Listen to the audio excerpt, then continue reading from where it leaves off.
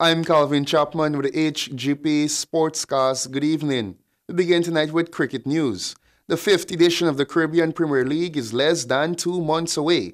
Local side the Guyana Amazon Warriors have featured in 3 of those finals in 2013, 2014, and last season 2016, having lost each of those finals. This year, the Warriors once again boast a favorable squad with a definite bowling strength, with the acquisition of Afghan spinner Rashid Khan. Former Guyana and West Indies player Roger Harper is at the helm of the Warriors coaching staff for the second year.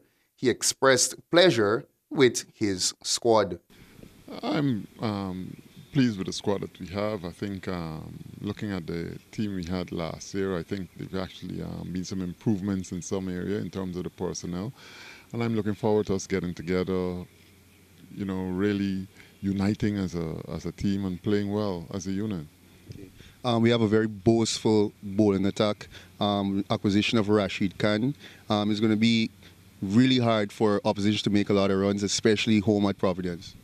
Well, we have the personnel, certainly, and once we play as well as we're capable of playing, once we bowl well as a unit, we expect to make it difficult for the opposition. Local boy Stephen Jacobs, who has seen tremendous form with the ball when fit, is part of the reason that the Warriors have been miserly in the tournament, operating with an economy rate of around 4 most of the games. The former West Indies under-19 captain, who has suffered 2 injury setbacks, will be pivotal, and good news, he is fit and ready for action. Body-wise, I'm feeling pretty okay. I've been working hard in the background, putting in a lot of gym work in terms of getting myself physically fit, because very, very important. I mean, because the rigors of sports, you would know it is very, very tough. So I'm feeling, in good shape, and hopefully, I can last through the tournament. Guyana Jaguars and West Indies A fast bowler Keon Buffy Joseph will make his CPL debut this coming season for the Warriors.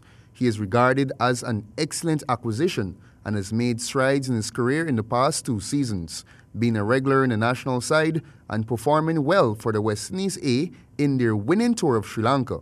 Joseph, while noting that he can bowl at any period of the game, is thrilled to be part of the strong Warriors team. My expectation is get bowl good, whatever position they put me for bowl, even the opening bowler or in the depth.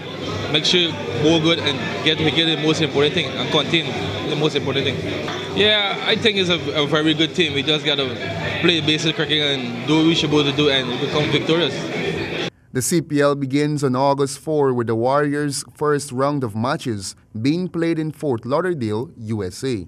Berbice Educational Institute, BEI, and Kanji Secondary were among the teams recording victories when playing this year's Digicel Schools Football Championship resumed last Sunday at the Bornham Park ground in New Amsterdam, Berbice. Also registering wins on the same day were Berbice High School of Excellence and Rossignol Secondary in their engagements at the Paradise Ground, West Coast, Berbice. Over at Bornham Park, Berbice Educational Institute led by a 63rd minute strike from Kelly Amsterdam to squeeze past Berbice High 1-0. In the other fixture, Kanji Secondary cruised to a comfortable 5-1 triumph over New Amsterdam Secondary, with Tyrese Williams netting a brace in the 29th and 63rd minutes, while Alade Grant, Elond White, and Akeem Moses Bovell all contributed a goal apiece in the 40th, 66th, and 69th minutes respectively. For New Amsterdam Secondary, an own goal in the 40th minute was responsible for their account. At the Paradise Ground, Berbice School of Excellence scraped past Fort Wellington Secondary 2-1, despite playing with only 7 players. In another game, Rossignol Secondary romped to a comfortable 4-1 victory over number 8 Secondary. Niall Reynolds booted in a pair of goals in the 32nd and 61st minutes, and he received support from Delrico Griffith and Lyndon Singh, who added solitary strikes in the 19th and 58th minutes, respectively. For number 8 Secondary, Joshua Charles made the lone response in the 36th minute. The championship, which has 120 schools participating from all 10 regions, is scheduled to conclude on July 31st. The winning school will collect $1 million, which is to go towards a project of their choice, along with a championship trophy. Second, third, and fourth place finishers will receive $700,000, $400,000, and $350,000 respectively, and this too is for a project of the school's choice. Chase Academic Foundation is the defending champions. A pre-emancipation horse race meet has been set for July 30 at the Kennards Memorial Turf Club, Bushlot Farm, Quarantine, with an excess of $2 million up for grabs across 7 races. The rules of the Guyana Horse Racing Authority will be used to govern the action, and entries close on July 23. The race card promises its usual excitement, with the main event being for horses classified B2 and lower, with special weights over 8 furlongs. The winner of this event will collect $1 million. Second place is worth $500,000, third $250,000, and fourth $125,000. Other races will feature E-Class non-winners. The F and lower open covering 5 furlongs has a winning prize of $400,000, while the L-Class non-winners, also over 5 furlongs, will see the winner taking home $110,000. The Guyana bred 3 years and older 7 furlong race will pay a $240,000 purse, while the K-Class non-winners and L Open race runs for 6 furlongs both have a purse prize of $120,000.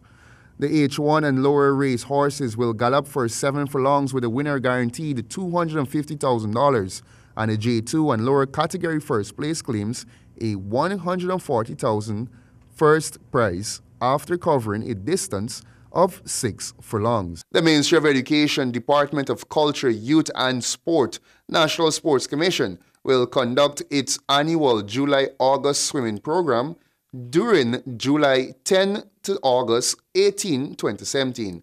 Registration commences on Monday, June 26 and concludes on July 4, 2017.